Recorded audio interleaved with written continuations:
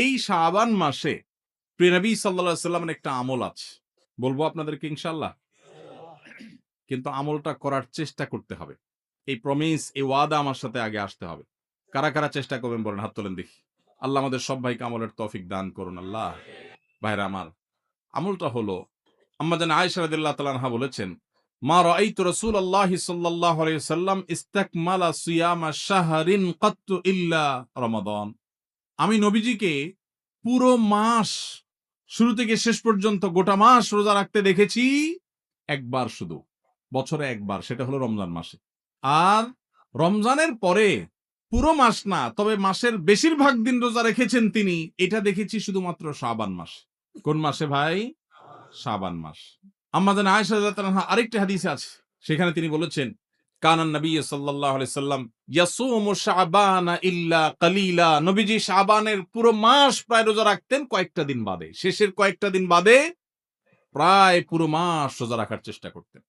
নবীজি সাল্লাল্লাহু আলাইহি সাল্লামের অত্যন্ত আদরের একজন সাহাবী যায়েদ রাদিয়াল্লাহু তাআলা আনহু, তার ছেলে উসামা ইবনে যায়েদ, নবীজি সাল্লাল্লাহু আলাইহি সাল্লাম নাতির মতো আদর করতেন, স্নেহ দিতেন, ছোট মানুষ ছিলেন। উসামা ইবনে যায়েদ রাদিয়াল্লাহু তাআলা আনহু তিনি বলেন, আমি নবীজি সাল্লাল্লাহু আলাইহি সাল্লামকে জিজ্ঞাসা করলেন, হে আল্লাহর রাসূল, আপনাকে দেখি আপনি শাবানে যত রোজা রাখেন অন্য কোন মাসে এত রোজা রাখেন না, কারণটা কি? হেতু কি? এই মাসে এত বেশি রোজা রাখার কারণটা কি?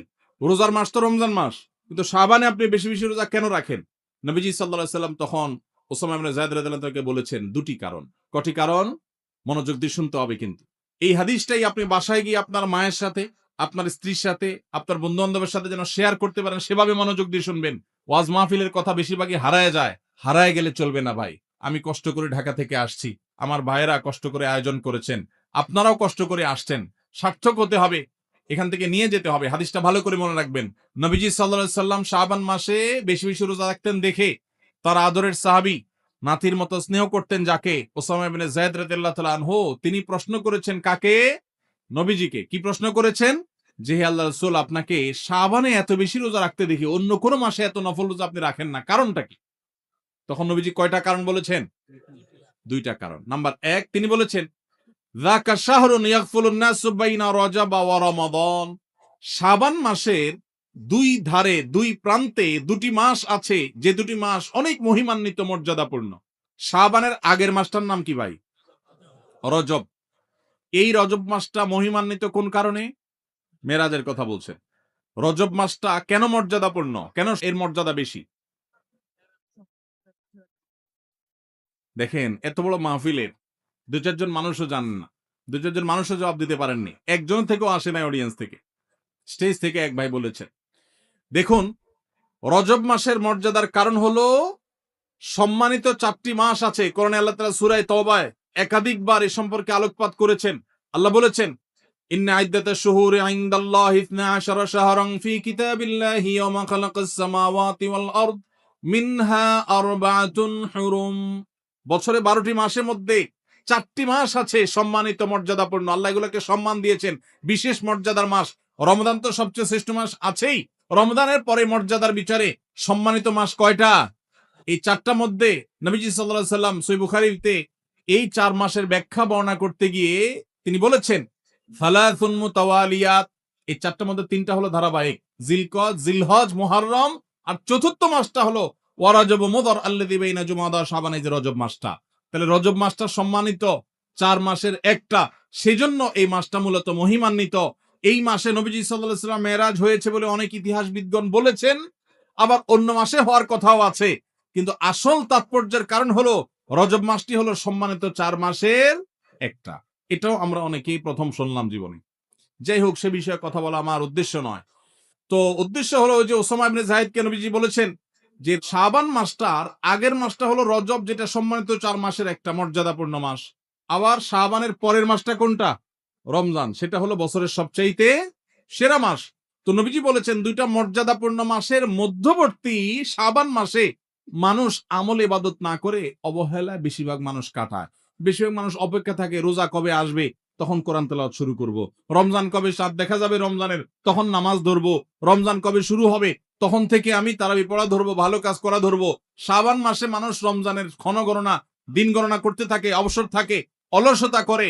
অবহেলা করে। নবীজি বলেছেন মানুষ যেহেতু অবহেলা করে, এই জন্য এই সময়টাতে আমি বেশি বেশি নফল রোজা রাখি। কারণ যেই সময়টাতে মানুষ অবহেলা করে ওই সময় ইবাদতের আলাদা গুরুত্ব তৈরি হয়। ভোর রাতের সময় সবাই ঘুমায় থাকে, এই জন্য তখন তাহাজ্জুদ পড়লে সওয়াব বেশি। হুজুরের সবাই সালাম দেয়, রিকশাওয়ালা বেচারারা কেউ সালাম দেয় না। আপনি যা রিকশাওয়ালাদেরকে আসসালামু আলাইকুম বললেন কেন? কারণ তারা অবহেলিত, তাদেরকে মানুষ সালাম দেয় না। তাহলে তাদেরকে সালাম দিলে, হুজুরের সালাম দিলে যে সওয়াব হতো তার চেয়ে সওয়াব বেশি হবে, কারণ অবহেলিত। এদেরকে কেউ সালাম দিচ্ছে না।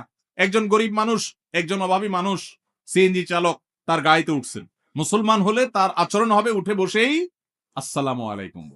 চেষ্টা করা যাবে না ইনশাআল্লাহ। শাবান মাসে মানুষ অবহেলিত থাকে, সেজন্য এই মাসে আমলের গুরুত্ব বেশি। অতএব যেই কাজটা মানুষ অবহেলিত করে, গাড়িতে উঠার পর চালককে সালাম দিবেন আসসালামু আলাইকুম করে। যে মালিক গাড়িতে উঠে বসে চালককে সালাম দিতে পারেন, সেই মালিকের মধ্যে অহংকার নাই ইনশাআল্লাহ। তিনি বিনয়ী মানুষ। আল্লাহ আমাদের সব ভাইদেরকে বিনয়ী হওয়ার তৌফিক দান করুন। দ্বিতীয় কারণ তিনি বলেছেন কেন তিনি এই মাসে বেশি রোজা রাখেন, ওই যে ওসামা ইবনে যায়েদ রাদিয়াল্লাহু আনহু দুইটা কারণ বলেছেন। এর মধ্যে একটা হলো শাবান মাসটাতে মানুষ আমল ইবাদত একটু কম করে, কারণ রমজান আসবে আসবে বলে অপেক্ষা করে। সেজন্য তিনি এই মাসে বেশি বেশি আমল করেন, কারণ অবহেলার টাইমের আমলের গুরুত্ব একটু বেশি। দ্বিতীয় কারণ হলো তিনি বলেছেন ওয়া হুয়া শাহরুন তুরফাউ ফীহিল আমালু ইলা রাব্বিল আলামিন। শাবান মাসে বান্দার আমলনামা আল্লাহর কাছে উপস্থাপন করা হয়, ফেরেশতারা রিপোর্ট জমা দেয়। ফাউহিব্বু আন ইউরফা আমালি ওয়া আনা সাইম। নবীজি বলেছেন আমি চাই আমার আমলনামা যখন ফেরেশতাদের কাছে পেশ করা হবে তখন আমি যেন রোজাদার থাকি। কারণ আপনি কোথাও চাকরি করেন, সিরিয়াস ডিউটি করেন, একবারও আপনার বস আসে না, একটু মোবাইলটা মাত্র হাতে নিছেন ফেসবুকটা টিপার জন্য, আর তাকায় দেখেন পিছের দিকে বস এসে দাঁড়াইস, মেজাজটা কেমন লাগবে বলেন? খারাপ লাগবে না? আর আপনি অন্য সময় যাই করেন না করেন খুব সিরিয়াস মুডে কাজ করতেছেন, পিছনে তাকায় দেখেন মালিক এসে দাঁড়াইস, কলেজেটা শান্তি হয়ে যাবে না? যাক মাশাআল্লাহ, এই বেচারা এসে আমরা যখন কাজে দেখবে বলবে বাবা খুব ভালো মানুষ, তো বেতন বাড়বে, তাই না? নবীজি সাল্লাল্লাহু আলাইহি সাল্লাম বলছেন যে আমি শাবান মাসে বেশি বেশি নফল রোজা এই জন্য রাখি, ফেরেশতারা আমার সারা বছরের আমলনামা আল্লাহর কাছে রিপোর্ট জমা দেন, সারা বছর কি করেছি না করেছি তার সব হিসাব জমা দেন। আল্লাহ যখন আমার হিসাবের প্রতি মনোনিবেশ করেন, ওই অবস্থা যদি আল্লাহ সুবহানাহু ওয়া তাআলা তিনি দেখতে পান যে তার বান্দা আমি রোজা আছি, তাহলে আল্লাহ একটু অনুগ্রহ করবেন। এই জন্য আমি এই মাসে রোজা রাখি। তাহলে নবীজি সাল্লাল্লাহু আলাইহি সাল্লাম শাবান মাসে রোজার দুইটা কারণ পাওয়া গেল। এক তো হলো গাফলতির সময় সেজন্য তিনি রোজা রাখতেন, দ্বিতীয়ত হলো এই মাসে বান্দার আমলনামা পেশ হয় সেজন্য তিনি রোজা রাখতেন। এই দুই কারণ আমাদের বেলায়ও আছে না নাই? তাহলে আমাদের রোজা রাখা উচিত না উচিত না? চেষ্টা করব তো ইনশাআল্লাহ। ভাইরা আমার, একটা প্রশ্ন আপনাদের মনে হইতে পারে, সেটা হলো আমরা তো শুনছি মানুষের আমলনামা সকালে বিকালে আল্লাহর কাছে জমা হয়, ফেরেশতারা জমা করে, আবার এখন শুনলাম শাবান মাসে জমা হয়। তাহলে দুই রকম হলো যে? এর উত্তর হলো আল্লাহ রাব্বুল আলামিনের কাছে আল্লাহর ফেরেশতারা মানুষের আমলনামাকে তিন ধাপে, তিন স্তরে, তিনটা লেয়ারে, তিনটা সময়ে আলাদা আলাদা ভাবে উপস্থাপন করে। একটা হলো প্রাত্যহিক রিপোর্ট, প্রাত্যহিক আমলনামা, ডেইলি, প্রতিদিনের। প্রতিদিনের আমলনামা সকাল এবং সন্ধ্যায় সারা রাত আপনি কি করেছেন, ওয়াজ শুনেছেন না গান শুনেছেন, ভালো কাজ করেছেন না মন্দ কাজ করেছেন, সারা রাতে কি করেছেন, প্রত্যেকটা মানুষের হিসাব আল্লাহ রাব্বুল আলামিনের কাছে প্রত্যেকটা ভোরে ওই রাতের ডিউটি থাকা ফেরেশতারা জমা দেন। আবার সারাদিন আমরা যা করি না করি সন্ধ্যায় সারাদিনের ডিউটিতে রত ফেরেশতারা আল্লাহর কাছে জমা দেন। তাহলে বান্দার আমলনামা, বান্দার রিপোর্ট জমা দেওয়া হয় একটা হলো প্রাত্যহিক, প্রতিদিন। সেটা কখন? সকাল এবং সন্ধ্যা। বান্দার আমলনামা জমা দেওয়া হয় আরেকটা লেয়ারে, সেটা হলো প্রত্যেক সপ্তাহে 2 দিন, সোমবার এবং বৃহস্পতিবার। নবীজি সাল্লাল্লাহু আলাইহি ওয়াসাল্লাম যেন সোমবার বৃহস্পতিবার রোজা রাখতেন, কারণ সোমবার এবং বৃহস্পতিবার বান্দার আমলনামা ফেরেশতারা আল্লাহর কাছে পেশ করেন। তাহলে একটা হলো ডেইলি আমলনামা পেশ, সেটা সকাল সন্ধ্যা। একটা হলো সাপ্তাহিক আমলনামা পেশ, সেটা হলো সোম বৃহস্পতি। আরেকটা হলো বার্ষিক রিপোর্ট পেশ, সেটা কখন? শাবান মাস। বিভিন্ন অফিসে যারা চাকরি করেন মাসের হিসাব দেওয়া লাগে একরকম, ডেইলির হিসাব দেওয়া লাগে আরেক রকম, বার্ষিক রিপোর্ট দেওয়া লাগে আরেক রকম, আছে না নাই? ঠিক একইভাবে আল্লাহ রাব্বুল আলামিনের কাছে আমাদের আমলনামা পেশ করা হয়। ভাইরা আমার, সেজন্য এই রিপোর্ট জমা দেওয়ার সময়গুলোতে বান্দা বিশেষভাবে আমলে মনোযোগী হবে। এইজন্য আল্লাহ তাআলা বলেছেন কোরআনে কারীমে ওয়াসাব্বিহুহু বুকরাতাও ওয়া আসীলা, সকাল সন্ধ্যা আল্লাহর তাসবিহ পেশ করো। নবীজি সাল্লাল্লাহু আলাইহি সাল্লাম সকাল সন্ধ্যা বিশেষ তাসবিহ পেশ করতেন, জিকির আজকার করতেন, দোয়া করতেন, আমল করতেন, কারণ এই যে আমল জমা দেওয়া হয়। আবার সোমবার বৃহস্পতিবার রোজা রাখতেন, কারণ আমলনামা জমা দেওয়া হয়। আবার শাবান মাসে বেশি রোজা রাখতেন, কারণ আমলনামা জমা দেওয়া হয়। তাহলে আমল নামা জমা দেওয়ার 3টা লেয়ার আছে, মনে থাকবে তো ইনশাআল্লাহ ভাইরা আমার। এছাড়াও শাবান মাসে বেশি বেশি নফল রোজার আরেকটা কারণ আছে, সেটা হলো ইস্তেহাদি। সেটা হাদিস দ্বারা না প্রমাণিত না, সেটা বিভিন্ন মুহাদ্দিসগণ, ওলামা একরাম, স্কলারগণ বলেছেন। সেটা হলো হঠাৎ করে রমজানের রোজা যদি রাখা শুরু করেন, সারা বছর এক রকমের খাদ্য অভ্যাস, সকাল দুপুর রাতে খেয়ে, এখন হঠাৎ করে অভ্যাসটা চেঞ্জ হয়ে যাবে, ইফতার এবং রাতে সাহারি খাবেন আর সারাদিন না খেয়ে থাকবেন। হঠাৎ করে 30 দিনের রোজা রাখতে কি আপনার কষ্ট হয় কিনা, অভ্যাসটা আগে থেকে যেন হয়, সেজন্য শাবান মাস থেকে কিছু কিছু নফল রোজা রাখতে হয়। এটা হলো ওয়ার্ম আপ, রিহার্সেল, প্রস্তুতিমূলক রোজা। এই জন্য ভাই এই শাবান মাসে বেশি বেশি রোজা রাখবেন তো ইনশাআল্লাহ।